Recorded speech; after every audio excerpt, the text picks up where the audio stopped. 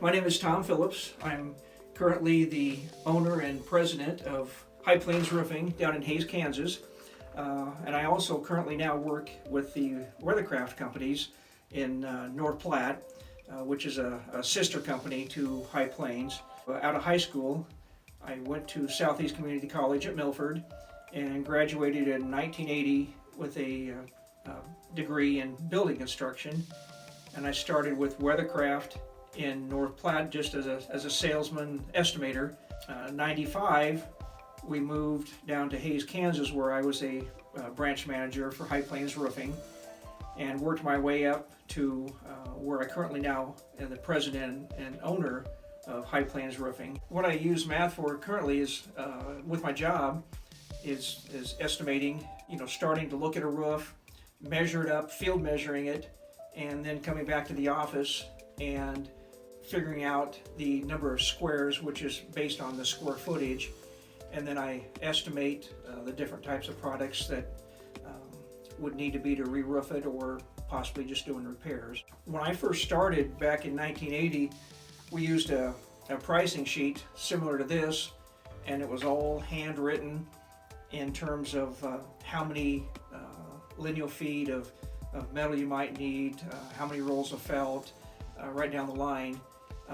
And it took a good part of a whole day just to do one estimate. And now we currently use our Excel program. So now you put in maybe 8 or 10 different pieces of data, and then it does all the automatic calculations. But you still have to sit down and make sure those are all correct. Most all of our projects, I work pretty much primarily on commercial flat roofs, such as the schools, the hospitals, courthouses and such. Some are negotiated with the owners, and others are through a bid process, with an architect. And so we're not always 100% the low bidder and get the project. But some of the things you're concerned with there as well is, of course you want to be the low bidder to get the job, but then on the other hand, you want to make sure that you don't underbid too much and then not make a profit. Because some projects we do take 2 and 3 months to do if they're a large project, and you don't want to have your guys working for that long and then not make profit for the company to prosper.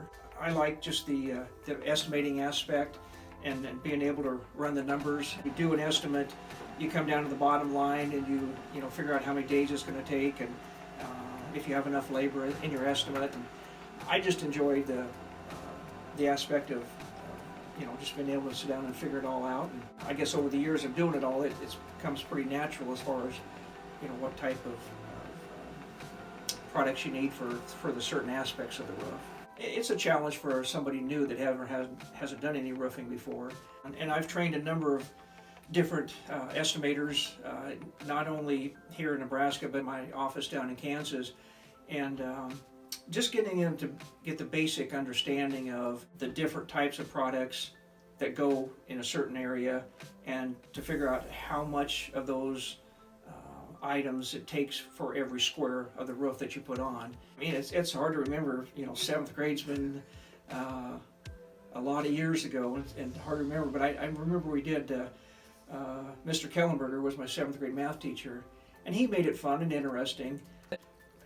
There again, maybe paying a little closer attention to of how different things are figured, and maybe a little better understanding of it.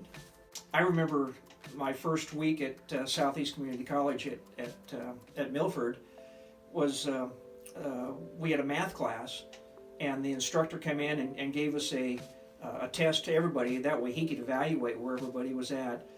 And it was interesting to know that some guys, just basic multiplication and even figuring out a square root, they didn't really even understand hardly at all. So I guess if you don't understand it early on, you're better off to see if you can get in to see the teacher, maybe a one-on-one type thing, and or I had a lot of help with my older sister Beth Ann.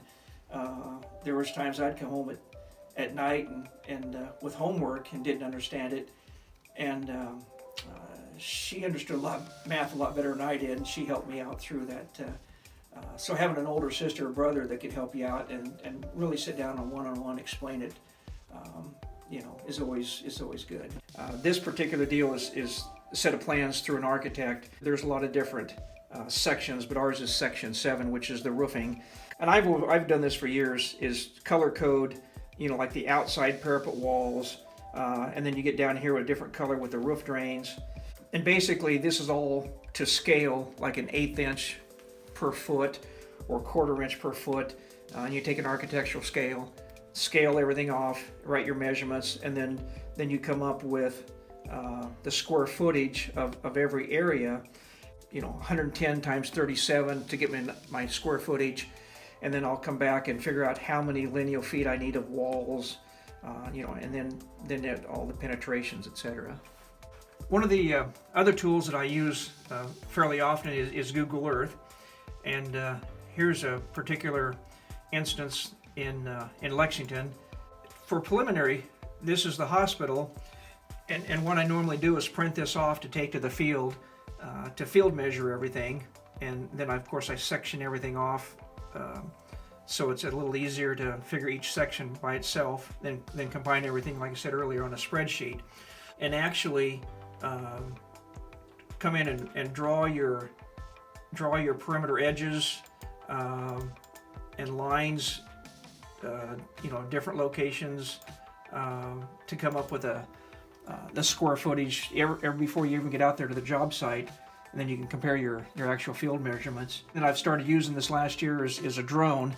I have a Phantom 4 Pro drone that I use that'll get a lot clearer picture as you hover over, per se, this hospital. The neat thing about the drone, it shows you exactly how high you are up, and I think right there we're at about 180 feet to the top there, and they were doing some repairs on that steeple when we were there.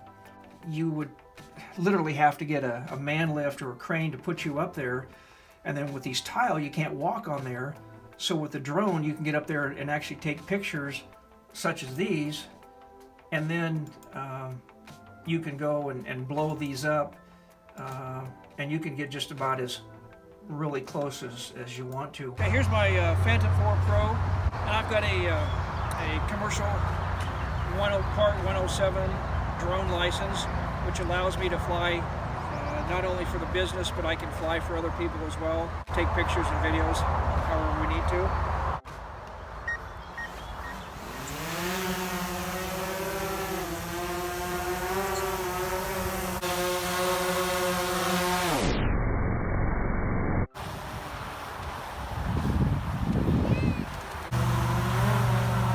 Should start beeping at us. Should.